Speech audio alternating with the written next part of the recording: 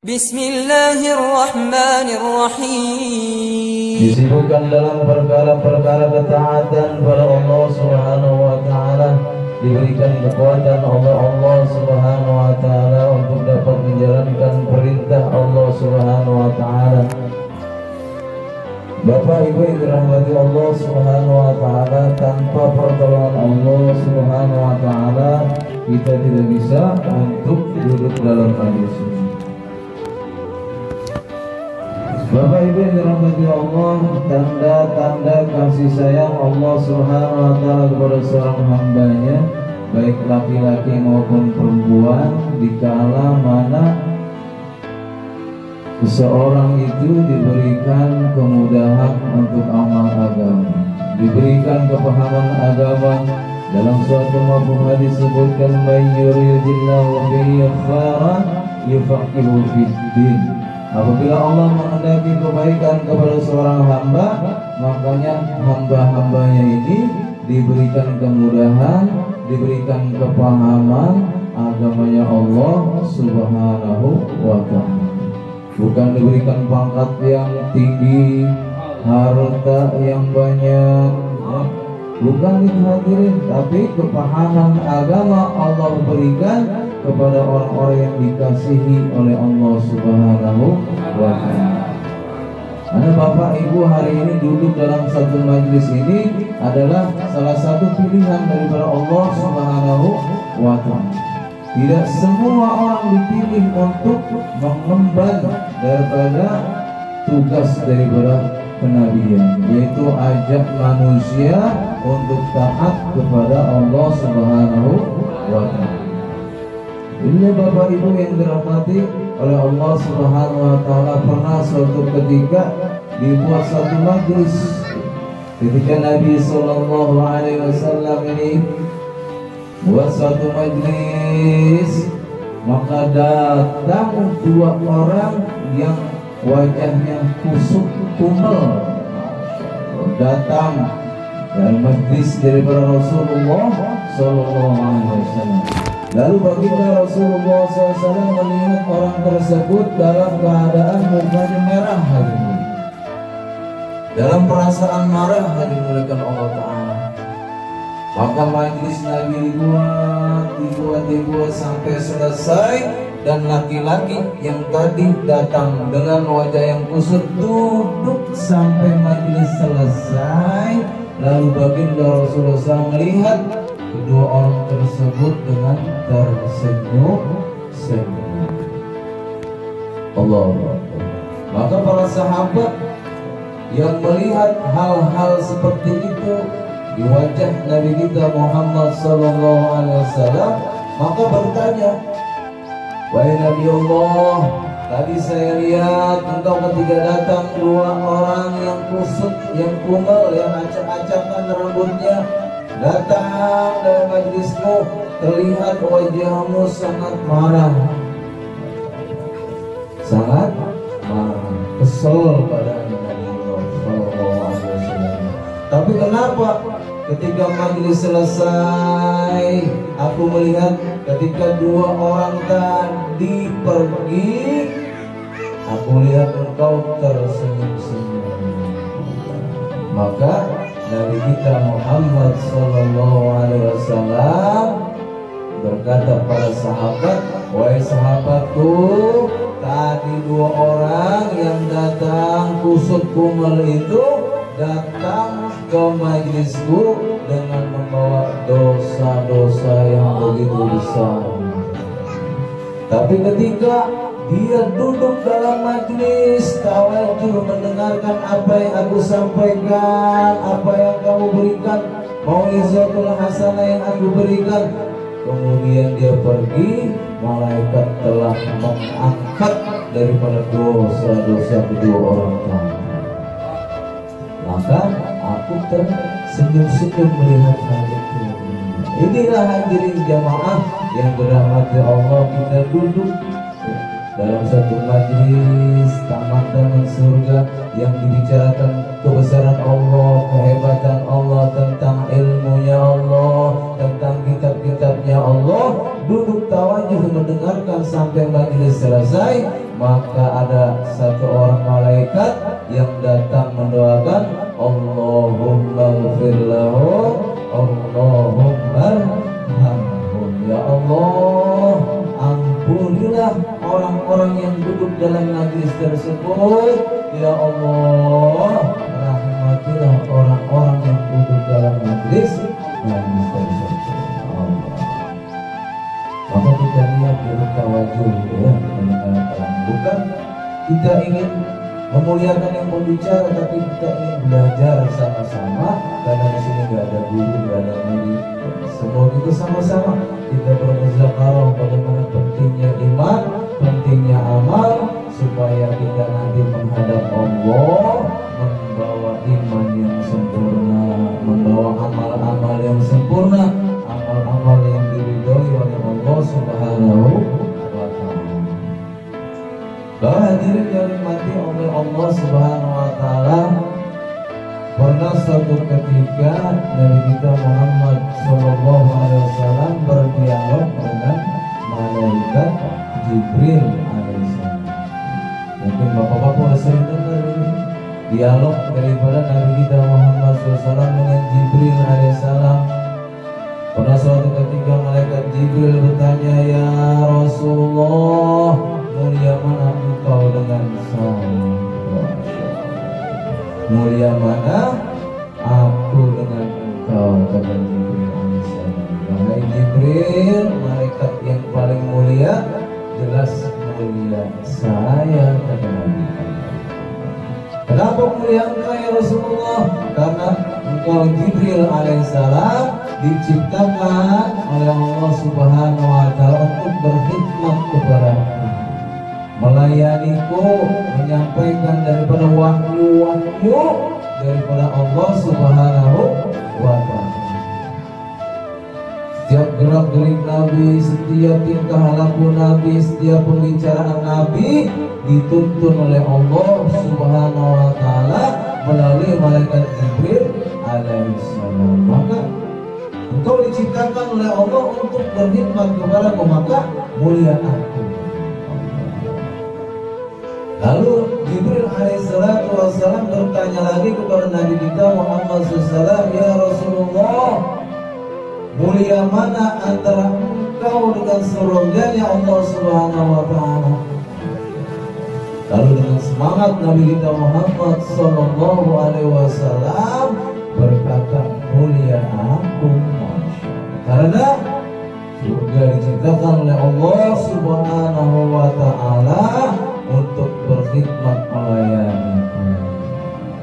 Nanti 8 pintu surga akan memanggil nama-namaku dan aku akan dimasukkan ke dalam surga. Bahkan depan pintu surga sudah tertulis namaku, la ilaha illallah Muhammadur Rasulullah. Maka surga diciptakan untukku. Bahkan surga berhias ketika nanti akan datang kematianku. Maka ini mulia, ingat semangat Nabi kita Muhammad SAW menjawab, maka mulia baginda Rasulullah SAW ketimbang surganya Allah Subhanahu wa Ta'ala. Kemudian penasaran lagi malaikat Jibril alaihissalam bertanya lagi kepada Nabi Allah SAW, ya Rasulullah, mulia mana antara engkau dengan dunia yang Allah ciptakan ini? Masya Allah. Maka dengan semangat lagi Nabi kita Muhammad SAW, mulia saya karena dunia diciptakan untuk melayani. Untuk melayani siapa? Nabi kita Muhammad SAW. Bukti mana? Ketika bulan dipanggil oleh Nabi dibelah menjadi 2. Ketika ada yang namanya pohon dipanggil oleh Nabi, maka sujud dia bersyahadat kepada Nabi kita Muhammad Sallallahu Alaihi Wasallam. Ad-dunya khuliqat lakum wa antum khuliqtum lil akhirah. Dunia diciptakan untuk kalian, maka kalian diciptakan untuk surganya Allah Subhanahu wa Ta'ala. Begitu hadir dimuliakan Allah Ta'ala, dunia ini bertekuk lutut di telapak kaki Nabi kita Muhammad Sallallahu Alaihi Wasallam. Lalu malaikat Jibril alaihissalam penasaran lagi, bertanya lagi kepada Nabi, wahai Nabi Allah, sekarang saya ingin tanya, mulia mana antara engkau dengan agamanya Allah Subhanahu wa Ta'ala? Langsung dengan seketika Nabi kita Muhammad sallallahu alaihi wasallam tekuk lutut lemah di hadapan malaikat Jibril alaihissalam. Ya malaikat Jibril, antara aku dengan agama mulia agama. Kenapa ya Rasulullah mulia agama? Karena aku diciptakan oleh Allah untuk berkhidmat melayani daripada agamanya Allah Subhanahu wa Ta'ala. Maka untuk itu hadirin mulia, Nabi SAW bagaimana ketika hidupnya mengabdi kepada agama, sehingga harta diri, waktu, tenaga, pikiran, bahkan nyawa dikorbankan. Bagaimana agamanya Allah Subhanahu wa Ta'ala ada di dalam hati-hati manusia. Siang malam pikir umat. Pikir umat untuk apa? Supaya agama yang mulia, agama yang luar biasa ini masuk di dalam hati-hati manusia. Jadi muliakan Allah, karena segala sesuatunya yang ada hubungannya dengan agama, pasti akan Allah Subhanahu wa Ta'ala muliakan. Segala sesuatu yang ada hubungan dengan agama, Masya Allah, akan Allah sukseskan, akan Allah muliakan hari ini. Baik apapun bentuknya, segala sesuatunya yang ada hubungan dengan agamanya Allah Subhanahu wa Ta'ala, pasti Allah muliakan. Hadirin mulia, Masya Allah. Kalau kita lihat kertas yang ada hubungan dengan agama yang dibikin, kertas tersebut untuk menjadi Al-Quran, kitab-kitab, Masya Allah, beda dengan kertas yang dipergunakan untuk membuat koran.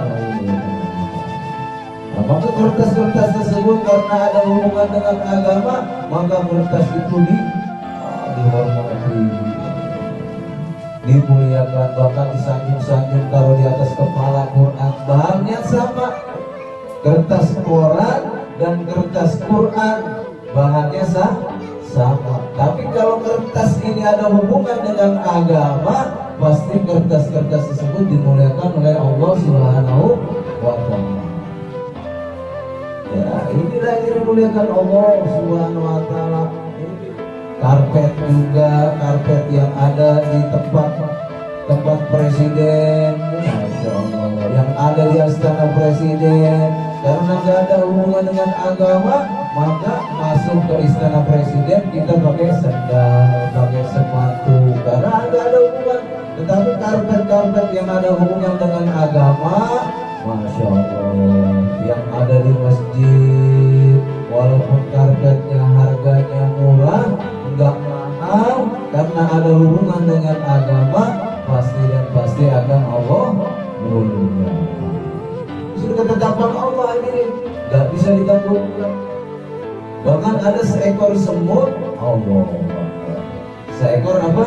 Seekor semut ada hubungan dengan agama. Dia pikir bagaimana temannya selamat dari kerajaan Nabi Sulaiman alaihissalam, tentaranya Nabi Sulaiman alaihissalam yang berjalan.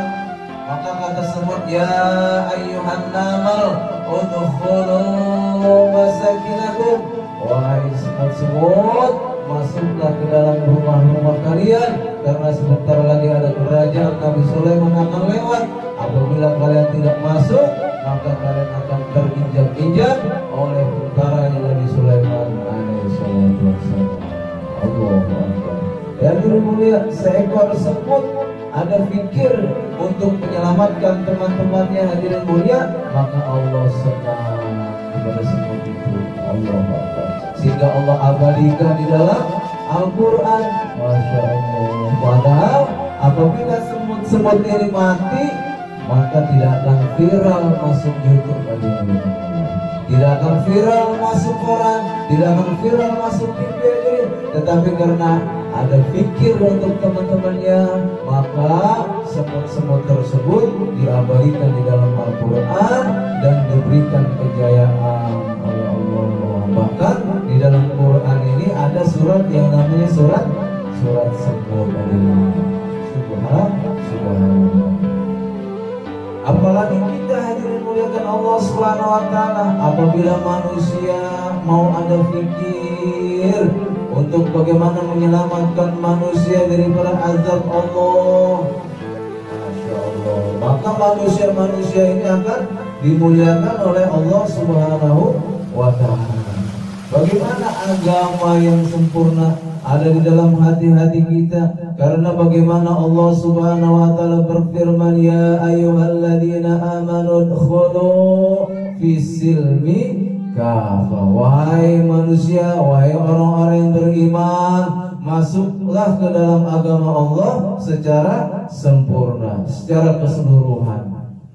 Hadirin mulia, baik laki-laki maupun perempuan diperintahkan oleh Allah Subhanahu wa taala untuk masuk ke dalam Islam secara keseluruhan. Bagaimana yang namanya ibadahnya, bagaimana yang namanya imaniyahnya, ubudiyahnya, muamalahnya, muasyarahnya, akhlaknya, bagaimana wujud di dalam dirinya, sehingga Allah Subhanahu wa taala berikan kebahagiaan di dunia yang sementara, kesenangan di dunia yang sementara, dan nanti akan diberikan kebahagiaan di dalam surganya Allah Subhanahu wa taala. Jadi muliakan Allah Subhanahu wa taala, bagaimana di dalam kehidupan kita yang singkat ini, bagaimana kita sama-sama berpikir supaya iman wujud sempurna dalam diri kita. Bagaimana seperti iman-imannya sahabat, iman-imannya sahabiah. Karena kita ini kadang-kadang hadirin mulia ngaku beriman, tetapi di pandangan Allah belum tentu kita beriman kepada Allah. Banyak kelihatannya kita ini beriman, tapi di pandangan Allah kita ini enggak iman kepada Allah. Wa minan nasi may yaqulu amanna billahi wal yawmil akhir wa ma hum bimu'minin. Sebagian manusia mengaku beriman, ingin menipu Allah. Wa minan nasi, dan sekian manusia may yaqulu, mengatakan amanna billah, kami beriman kepada Allah, tetapi kepada Allah wa ma hum bimu'minin, padahal mereka ini tidak beriman kepada Allah SWT. Banyak orang-orang seperti itu. Mudah-mudahan kita yang duduk di sini diakui iman kita oleh Allah Subhanahu wa taala. Dia tidak muliakan Allah taala, para sahabat mengusahakan atas iman 13 tahun di Mekah, 10 tahun di Madinah. Bagaimana ada iman yang sempurna, iman yang dikehendaki oleh Allah, iman yang gak tercampur dengan kesyirikan, iman-iman yang gak tercampur dengan kemunafikan. Iman mereka dilurus hanya kepada Allah, yakinnya hanya kepada Allah Subhanahu wa taala. Selain daripada Allah, makhluk tidak dapat memberi manfaat, makhluk tidak dapat memberikan madarat tanpa izin Allah Subhanahu wa taala. Ini para sahabat, sahabiah, bagaimana dulu mengusahakan iman yang sempurna agar masuk ke dalam hati-hati mereka. Hadirin, harta diri waktu habis dikeluarkan untuk bagaimana berpikir imannya ini diterima oleh Allah Subhanahu wa taala. Tapi kalau kita hari ini, Masya Allah, hari-hari pikir uang, hari-hari pikir perut, bagaimana perut kenyang, bagaimana rumah bagus, bagaimana harta banyak. Jangan kita berpikir masalah iman kita ini. Orang-orang ini, orang-orang terdahulu ketika imannya lemah, maka dia cepat-cepat berobat. Kalau kita nggak tahu imannya lemah, nggak mau usaha atas iman menjadi mereka Allah. Jadi orang-orang terdahulu, padahal mereka hidup di zaman Nabi, ajar mulia. Maka ada seorang sahabat kelihatannya imannya bagus, ketika ada dalam majlisnya Nabi, ketika dia pulang ke rumah, maka dia teriak-teriak, nafaqah Hanzalah, nafaqah Hanzalah, nafaqah Hanzalah, Hanzalah munafik, Hanzalah munafik, Hanzalah Maka sahabat Abu Bakar radhiyallahu anhu melihat keadaan itu, kenapa engkau mengatakan begitu?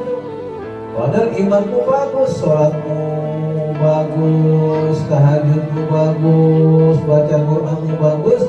Mengapa kamu mengatakan nafaqah Hamzalah munafik?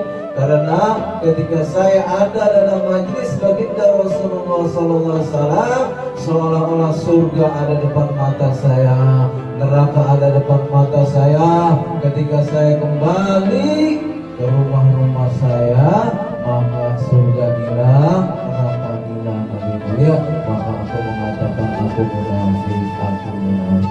Ini kehidupan sahabat ini ngaku munafik, ya. Padahal imannya bagus, amalannya bagus, ilmunya bagus. Kalau kita gimana kira-kira? Gak pernah merasa, padahal sholat baru kemarin, padahal beriman baru kemarin, udah merasa diri kita ini paling beriman. Gak mau usaha iman lagi, baru keluar 3 hari udah stop. Ini dimuliakan Allah Ta'ala, baru keluar 40 hari, kadang-kadang udah merasa paling beriman. Lihat dimuliakan Allah Subhanahu Wa Ta'ala, para sahabat mengusahakan atas iman sampai mati. Ini orang-orang terdahulu, sahabat sahabiah, ketemu teman bicara iman, ketemu teman bicara amal, hari-hari demikian. Sehingga imannya naik terus. Karena imannya yang mulia dikatakan oleh Nabi, yajid wa yanqus, kadang naik kadang turun. Maka perlu diusaha. Duit aja kalau nggak diusahakan, lama kelamaan akan habis kalau nggak kita usaha. Ini ya tidak mulia Bapak Ibu yang dirahmati Allah, dengan usaha dakwahnya Nabi ini, dakwah Minhajul Nubuwah dengan 3 hari, 40 hari, 4 bulan, ya. Ibu-ibunya 3 hari, kemudian 10 hari, 15 hari, 40 hari, 2 bulan IP.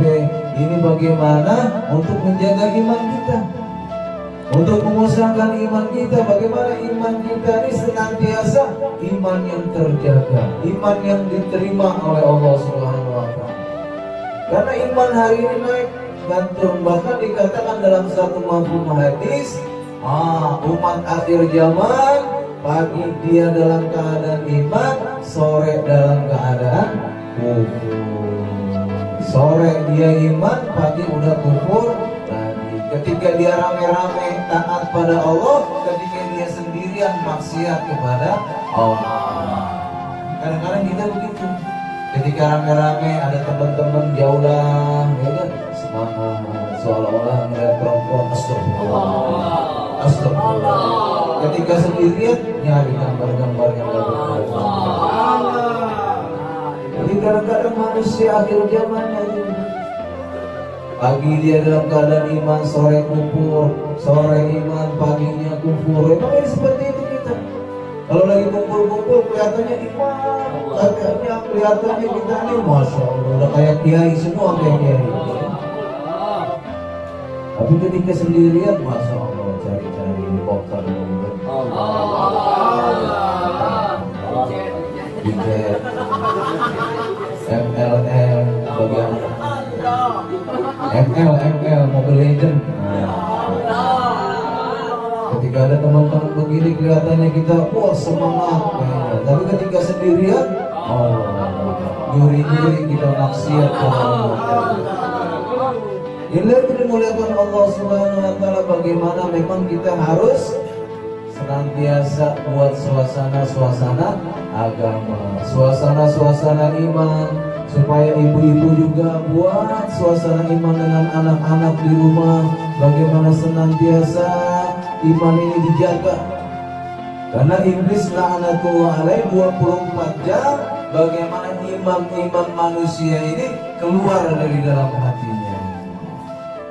Hari ini kita belum mengerti nilai daripada iman, tapi iblis la'natullah alaih 24 jam ingin bagaimana sampai-sampai ketika kita ingin menghadap Allah, ketika sakaratul maut, kita digoda supaya kita mati tidak membawa iman yang sempurna kepada Allah.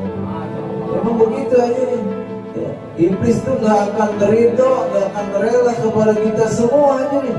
Sebagaimana mereka tidak ridho karena dia nyari teman. Kalau bahasa kita cekak-cekak, cari kawan untuk sama-sama masuk dalam surga apa? Masuk ke dalam nerakanya Allah Subhanahu wa Ta'ala.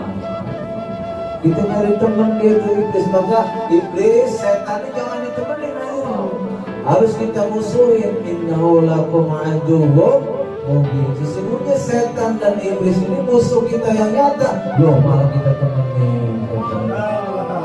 Emang kadang-kadang begitu manusia. Kadang-kadang iman naik, kadang-kadang iman turun. Maka ibu-ibu juga begitu. Kadang-kadang semangat tahajud sampai 8 rakaat, kadang-kadang 2 rakaat juga enggak. Kadang-kadang baca Quran 1 hari 1 juz, kadang-kadang nggak pernah nengok Quran setiap hari. Padahal target kita baca Quran 1 hari 1 juz. Tapi kita lebih banyak ngelihat yang namanya Android ketimbang Quran. Kalau megang Android khusyuk kita. Tapi ketika melihat Quran baru seayat, 2 ayat, 3 ayat, 10 ayat ngantuk gitu. Ini penyakit ada yang muliakan Allah. Ibu-ibu juga kadang, masya Allah, itu kalau di rumah khusyuk buat ini. Maka itu yang muliakan Allah Subhanahu wa Ta'ala. Kita rubah dari pola hidup kita yang mulia, keyakinan kita kepada makhluk. Bagaimana senantiasa kita rubah keyakinan pada makhluk yang ada dalam diri kita dan hanya memasukkan keyakinan kepada Allah ke dalam hati kita, sehingga iman kita hari-hari terjaga, amal-amaliyah kita hari-hari terjaga. Kita buat suasana terus di rumah kita, hidupkan taklim rumah kita, baik suami, baik istri, hidupkan, anak-anak dudukkan dalam majlis taklim. Semoga anak-anak yang duduk-duduk dalam taklim itu nanti besarnya akan menjadi dai-dai, hafidhahullah, alim alama, mujahid-mujahidah. Maka kita buat ajaran mulia. Ibu-ibu dituntut bagaimana menjadi murabi, karena dikeluarkan kita ini. Ibu-ibu bagaimana targetnya untuk menjadi dai-daiyah ibu-ibu. Ketemu teman-teman yang masuk ke dalam rumah, saudara kita yang masuk ke dalam rumah, maka ibu-ibu bicara kebesaran Allah, dakwahi mereka kepada Islam, ajarkan mereka kepada Islam. Jadi murabiah, bagaimana mendidik anak-anaknya dengan baik, dengan sesuai sunnah-sunnah baginda Rasulullah SAW. Bagaimana makannya cara Nabi, tidurnya cara Nabi, masuk kamar mandi cara Nabi, segala sesuatunya cara Nabi. Maka wujud sempurna agama sesuai dengan keinginan Allah. Wa ma khalaqtul jinna wal insa illa liya'budun. Tidaklah aku ciptakan jin dan manusia kecuali hanya untuk ibadah kepada Allah Subhanahu wa Ta'ala. Bagaimana 24 jam amal-amaliyah kita dihitung sedang ibadah terus. Tidak ada cara lain kecuali kita hidupkan sunnah-sunnah baginda Rasulullah SAW. Ajarkan anak-anak kita di rumah dengan cara-cara Nabi, tidur cara Nabi, makan cara Nabi, masuk kamar mandi cara Nabi. Jadi nanti anak-anak kita akan terbiasa. Anak-anak kita dengan terbiasa dengan sunnah. Kalau anak-anak kita sudah terbiasa dengan sunnah, maka hidup amal-amal agama di rumah kita, sehingga Allah datangkan rahmat, Allah datangkan maghfirah kepada kita, Allah turunkan rumah kita ini sakinah, mawaddah dan warahmah. Jadi harus ada usaha bagaimana hari-hari, kalau bisa dijadwal di rumah kita tuh, jam sekian duha, jam sekian baca Quran, jam sekian tahajud, jam sekian silaturahim. Maka kita jadwal di rumah kita, kalau bisa terus susun itu rapi, sehingga di dalam diri kita, dalam keluarga kita, anak-anak kita wujud agama yang sempurna, sehingga siap ketika takajah dibentangkan, anak-anak kita siap menerima. Ada masturah datang ke rumah kita, kita siap menerima. Ada takajah suami keluar 4 bulan siap, 40 hari siap, 3 hari setiap bulan siap. Maka suami-suami di luar rumah dia mengajak manusia kepada Allah, ibu-ibu di rumah buat amalan. Bagaimana jadi nur, jadi cahaya suami-suami kita ketika kita bicara agama. Suami kita ini terkesan, orang-orang yang mendengarkan terkesan, bagaimana menjadi asbab hidayah. Jadi ibu-ibu juga bagaimana sama-sama bekerja sama antara suami istri ini, bagaimana agama ini bisa tegak kembali, bagaimana agama ini bisa diamalkan kembali. Maka perlu mujahadah, perlu perjuangan. Bagaimana kita sambut remaja-remaja agama. Masya Allah, sebentar lagi akan dibentangkan. Kita sama-sama bagaimana fikir, bagaimana suami-suami kita yang belum 4 bulan segera diberangkatkan, ibu dorong. Bagaimana bisa saksi semangat, bagaimana bapak-bapaknya bisa keluar di jalan Allah 4 bulan, yang belum pernah merasakan 4 bulan suaminya didorong. Masya Allah, nanti ibu-ibu akan mendapatkan pahala yang luar biasa, akan diberikan pahala yang luar biasa. Kenapa? Karena barang siapa yang mengajak kebaikan, maka akan mendapatkan pahala seperti orang yang mengerjakannya. Man dalla ala khair falahu ajrun ijru fa'ili. Barang siapa yang mengajak ketaatan, maka akan mendapatkan pahala seperti orang yang mengerjakannya. Masya Allah. Suami juga perlu didakwahi, Bu, dikasih semangat. Bagaimana kalau malam Jumat enggak ke markas, maka ibu kasih semangat. Loh kok Pak masih di rumah, bukannya ini malam markas? Masya Allah, malam istimewa. Ketika malam Selasa ada yang namanya musyawarah daerah, kalau bapak-bapaknya masih di rumah, maka dorong suaminya, Pak sekarang malam musyawarah, bapak harus hadir ke Bandar Jaya. Dorong suaminya. Ketika saat ini memang suami-suami kita sedang keadaan lemah, maka ibu yang ada di rumah bagaimana berpikir supaya orang-orang yang ada dalam lingkungan kita ini semangat ambil bagian dalam remaja-remaja agama. Hadirin muliakan Allah Subhanahu wa taala, ya, sama-sama kita risau. Hari ini jemaah Kota Baru ini datang ke sini, ya, dengan keadaan Masya Allah sangat senang datang ke sini, disambut dengan baik di sini. Orang-orang tempatnya di sini sangat baik, ya. Masya Allah, kami sangat senang sekali. Dan kami berharap pada Allah Subhanahu wa taala, mudah-mudahan dari kampung sini, dari rumah sini bisa mengeluarkan jemaah 3 hari juga. Orang-orang di sini mau ngajak istri-istrinya untuk keluar fisabilillah, ya. Karena dimuliakan Allah taala, kalau istri-istri gak diajak untuk sama-sama berjuang di jalan Allah, maka agama gak akan wujud dalam diri kita. Kalau lakinya saja yang semangat, istrinya gak ada semangat, maka gak akan masuk agama ke dalam rumah kita ini. Maka ini yang dimuliakan Allah taala, orang-orang di sini pasang niat.